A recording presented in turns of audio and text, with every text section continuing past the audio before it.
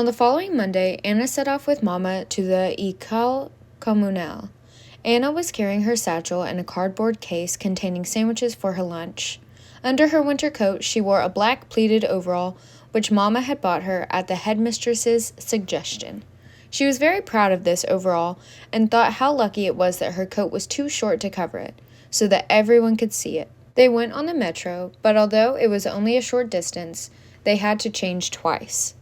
"Next time I think we'll try walking," said Mama. "It will be cheaper, too." The school was just off the Champs-Élysées, a beautiful wide avenue with glittering shops and cafes, and it was surprising to find the old-fashioned gate marked École des Filles tucked away at the back of all this grandeur. The building was dark and had clearly been there a long time. They crossed the empty playground and the sound of singing drifted down from one of the classrooms. School had already begun. As Anna climbed up the stone stairs at Mama's side to meet the headmistress, she suddenly wondered what on earth it would all be like. The headmistress was tall and brisk. She shook hands with Anna and explained something to Mama in French, which Mama translated. She was sorry that there was no one who spoke German in the school, but hoped that Anna would soon learn French. Then Mama said, "See you at 4 o'clock." And Anna could hear her heels clattering down the stairs while she was left standing in the headmistress's study. The headmistress smiled at Anna. Anna smiled back. But it is difficult to smile at someone without talking, and after a few moments, her face began to feel stiff. The headmistress must have felt stiff too, for she suddenly switched her smile off. Her fingers were drumming on the desk, and she seemed to be listening for something, but nothing happened, and Anna was just beginning to wonder whether they would be there all day when there was a knock at the door. The headmistress called, "Entrez!" and a small dark-haired girl of about Anna's own age appeared. The headmistress exclaimed something that Anna thought probably meant, "At last!" and launched into a long, cross tirade. Then she turned to Anna and told her that the other girl's name was Colette, and something else which might or might not have meant that Colette was going to look after her. Then she said something more, and Colette started for the door. Anna, not knowing whether she was meant to follow or not, stayed where she was. "Ali, Ali!" cried the headmistress, waving her hands at her as though she were shooing away a fly, and Colette took Anna's hand and led her out of the room. As soon as the door closed behind them, Colette made a face at it and said, "Oof!" Anna was pleased that she, too, found the headmistress a bit much. She hoped all the teachers were not going to be like her. Then she followed Colette along a passage and through various doors. She could hear the murmur of French voices from one of the classrooms. Others were silent. The children must be writing or doing sums. They came to a cloakroom, and Colette showed her where to hang her coat, admired her German satchel, and pointed out that Anna's black overall was exactly like her own, all in rapid French, supplemented by sign language. Anna could not understand any of the words, but she guessed what Colette meant. Then Colette led her through another door, and Anna found herself in a large room crammed with desks. There must be at least 40 girls, Anna thought. They were all wearing black overalls, and this, combined with the gentle gloom of the classroom, gave the whole scene a mournful look. The girls had been reciting something in unison, but when Anna came in with Colette, they all stopped and stared at her. Anna stared back, but she was beginning to feel rather small and suddenly wondered violently whether she was really going to like this school. She held on tight to her satchel and her sandwich box and tried to look as though she did not care.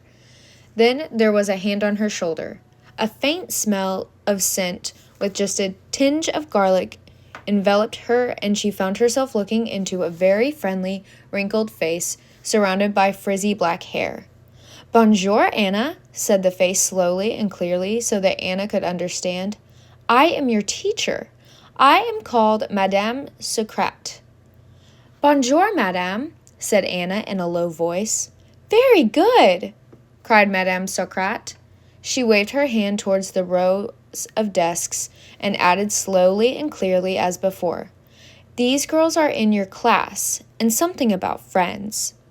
Anna removed her eyes from Madame Socrate and risked a quick glance sideways. The girls were no longer staring, but smiling, and she felt much better. Then Colette led her to a desk next to her own. Madame Socrate said something, and the girls, all except Anna, began to recite in unison again. Anna sat and let the sound drone over her. She wondered what they were reciting. It was strange to be having a lesson at school without even knowing what it was about. As she listened, she detected some numbers among the droning. Was it a multiplication table? No, there were not nearly enough numbers. She glanced at the book on Colette's desk. There was a picture of a king with a crown on the cover. Then it came to her, just as Madame Socrate clapped her hands for the recitation to stop. It was history. The numbers were dates, and it had been a history lesson. For some reason, this discovery made her feel very pleased. The girls were now taking exercise books out of their desks, and Anna was given a brand new one. The next lesson was dictation. Anna recognized the word because once or twice Mademoiselle Martel had dictated a few simple words to her and Max. But this was a very different matter. There were long sentences, and Anna had no idea what any of them meant. She did not know where one sentence ended and another began, not even where one word ended and another began. It seemed hopeless to embark on it, but it would look even worse if she just sat without writing at all. So she did what she could to translate the incomprehensible sounds into letters arranged in what seemed like possible groups. After she had covered most of the page in this strange manner, the dictation came to an end, the books were collected, a bell rang, and it was time for break. Anna put on her coat and followed Colette into the playground, a paved rectangle surrounded by railings, which was already filling up with other girls. It was a cold day, and they were running and skipping about to keep warm. As soon as Anna appeared with Colette, a number of them crowded around and Colette introduced them. There were Claudine, Marcel, Micheline, Francois, Madeline. It was impossible to remember all their names, but they all smiled and held out their hands to Anna, and she felt very grateful for their friendliness. Then they played a singing game. They linked arms and sang and skipped forwards, backwards, and sideways in time to the tune. It looked rather tame at first, but as the game went on, they went faster and faster until at last they got into such a tangle that they collapsed in a heap, laughing and out of breath. The first time they did this, Anna stood and watched, but the second time, Colette took her hand and led her to the end of the row. She linked arms with Francois, or it might have been Micheline. She did her best to follow the steps. When she went wrong, everybody laughed, but in a friendly way. When she got it right, they were delighted. She became hot and excited, and as a result of her mistakes, the game ended in an even bigger muddle than before. Colette was laughing so much that she had to sit down, and Anna was laughing too. She suddenly realized how long it was since she had really played with other children. It was lovely to be back at school. By the end of break, she was even singing the words of the song, though she had no idea what any of them meant. When they went back into the classroom, Madame Socrate had covered the blackboard with sums, and Anna's spirits rose. At least for this, she did not need to know French. She worked away at them until the bell went and morning school was over. Lunch was eaten in a small warm kitchen under the supervision of a large lady called Clotilde. Nearly all the children lived near enough to go home to eat, and there was only one other, much younger girl who stayed, apart from a little boy of about 3 who seemed to belong to Clotilde. Anna ate her sandwiches, but the other girl had meat, vegetables, and a pudding, all of which Clotilde cheerfully heated up for her on the stove. It looked a much nicer lunch than her own, and Clotilde thought so too. She made a face at the sandwiches, as though they were poison, crying, "Not good, not good!" and gave Anna to understand, with much pointing to the cooker, that another time she should bring a proper lunch.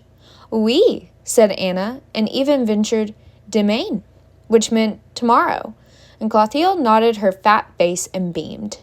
Just as they were coming to the end of this exchange, which had taken some time, the door opened and Madame Socrate came in.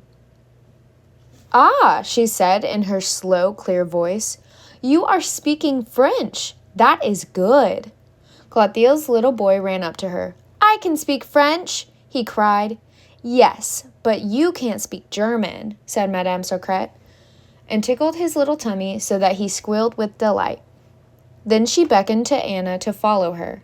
They went back to the classroom, and Madame Socrates sat down at a desk with Anna. She spread the morning's work out in front of them and pointed to the arithmetic. "Very good," she said. Anna had got nearly all of it right. Then Madame Socrates pointed to the dictation.